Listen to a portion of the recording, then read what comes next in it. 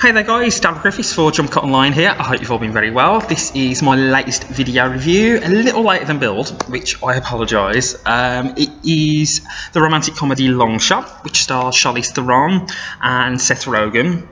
It is certainly more politically charged than your typical fare within this genre, and it's directed by Jonathan Levine, who's given us 50/50, which starred Joseph Gordon-Levitt and Seth Rogen, funnily enough, the night before, also involving Rogen, and Snatched, which was a rare misfire for the director, starring Amy Schumer and Goldie Hawn.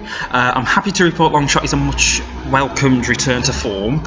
So what is Long Shot? It stars Charlize Theron as Charlotte Field. She is the Secretary of State and is making waves within American politics. And he's looking to be endorsed for a presidential run in 2020, as the current president, played by Bob Odenkirk, has pretty much admitted he doesn't want another term, and he's looking to, funnily enough, break into the world of film after he's finished with politics, and it's pretty much a fair representation of how politics are at the moment.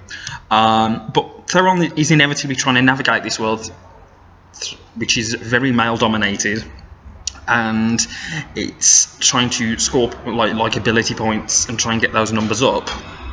And the slightest thing, whether it's superficial or something that's of actual substance, is being scrutinised.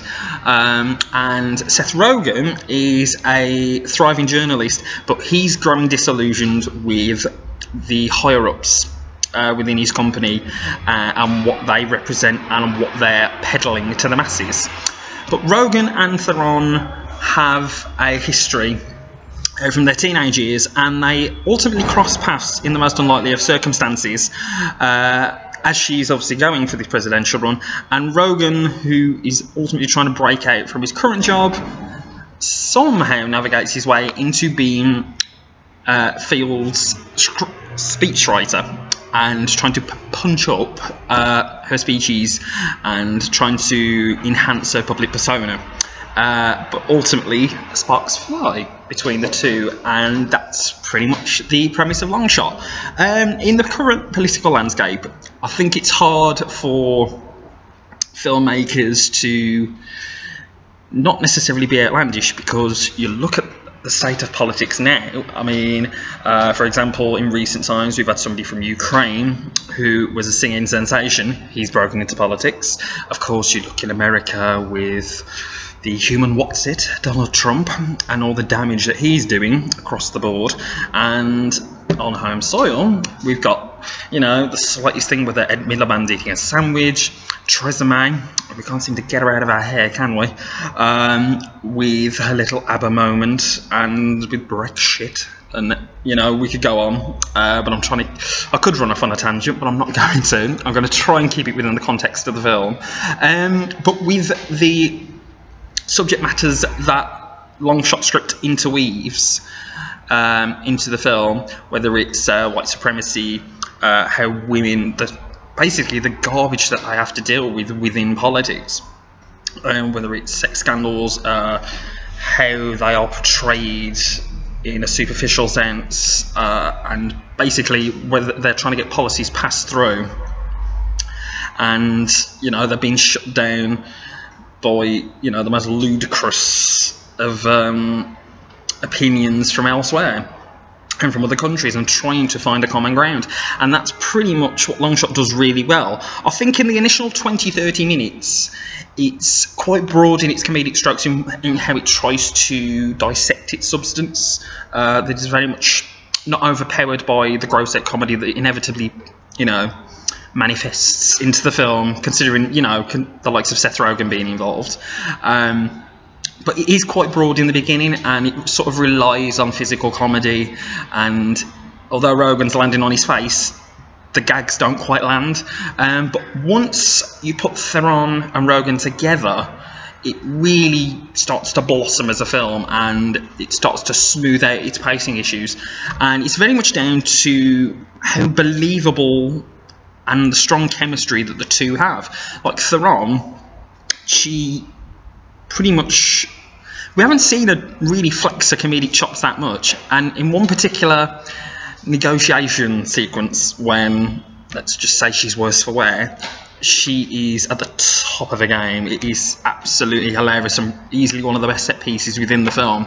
But with Rogen, she sees him as this, you know, palate cleanser from all the, you know, the garbage that she has to deal with in her, you know, day-to-day political, you know, career, basically. And just the way they interact with each other, it feels very credible, it feels very authentic. And for all, you know, the outlandish remarks that have, you know, thrown their way elsewhere, they just seem to shrug it off in such, you know, a believable way. And as I said before, because it's not that hard now to be outlandish with the political landscape that we all find ourselves in, and I think the way Rogen and Theron navigate it is fantastic. And Rogen, although it's not a great departure from what we've seen before from him, because, you know, we're used to the gross out comedy and, you know, the lewd gags, but he is a pretty decent romantic lead here, because it is very opposites attract between the two, you know, whether it's in a superficial sense or in a personality traits, but they do seem to find a common ground, and it really does make for, you know, brilliant viewing, and you really do buy into, you know, their plight as the film progresses.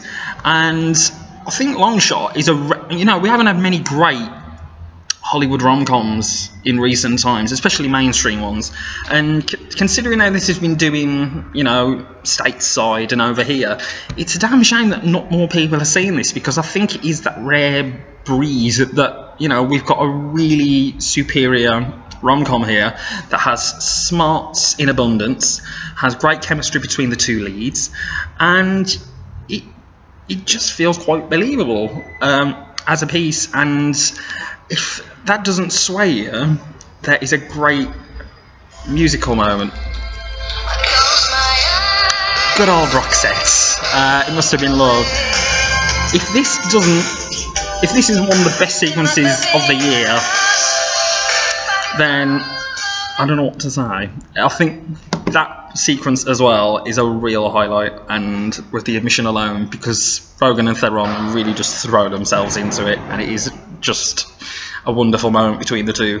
But Longshot, I highly recommend it, and I really hope it fares a little better across the, you know, the coming weeks and doesn't fade out, because, you know, romantic comedies, especially good ones, are very hard to come by these days, and Longshot is very much a great one, and I hope you get out and see it amongst all the summer blockbusters that are starting to, you know, find their way into cinemas. But that is a wrap on my review of Longshot. I sincerely hope you've enjoyed it. Jumpcut Online, of course, Facebook, our Twitter page, Jumpcut_online, www.jumpcutonline.co.uk. We've got a wealth of reviews on the website, Detective Pikachu, my other video review of High Life, which came out yesterday as I'm putting this out, another film that is well worth the trip if it is showing near you, because I appreciate not many are screening it, annoyingly. In the coming weeks, hopefully Rocket Man, which of course, Taron Egerton, Jamie Bell, Richard Madden, if you've seen all my social media posts, it's no secret I'm really excited to see it.